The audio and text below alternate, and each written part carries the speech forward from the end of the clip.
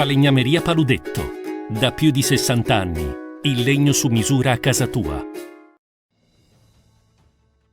TG Plus News edizione di Venezia, buon pomeriggio.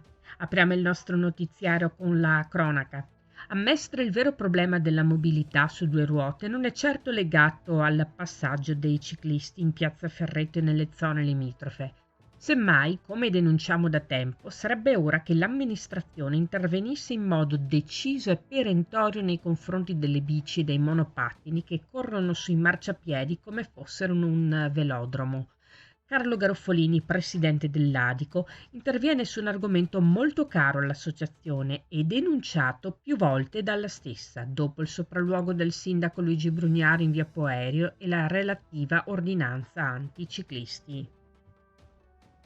Cambiamo argomento. Meno plastica in spiaggia. Come? Si parte con contenitori alternativi per cibi e bevande e un erogatore di acqua alla spina.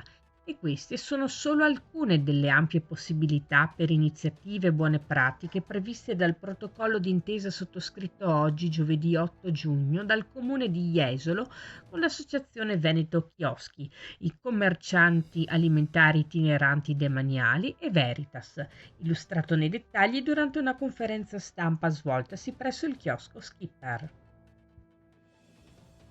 E dopo 4 anni di chiusura al traffico, al via i lavori per il rinforzo strutturale del ponte delle Treppe a Valli di Chioggia. Oggi, proprio nel cuore della frazione, c'è stata la consegna del cantiere alla ditta esecutrice.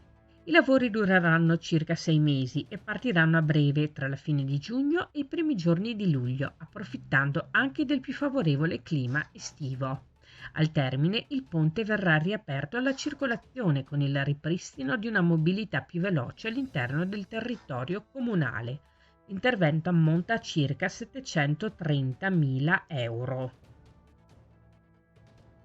Scuola di pronto soccorso per 84 ragazzi dolesi.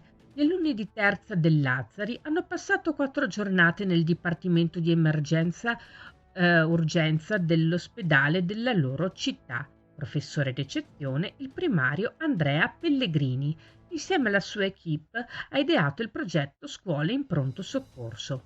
Questa esperienza ci ha fatto capire quanto lavoro c'è dietro a questa struttura, raccontano gli studenti, e a tutte quelle cose e a tutte quelle azioni che noi diamo per scontate. Si chiude qui il nostro notiziario. Grazie per averci seguito. Arrivederci.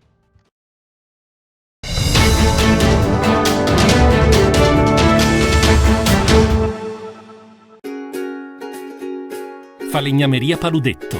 Da più di 60 anni. Il legno su misura a casa tua.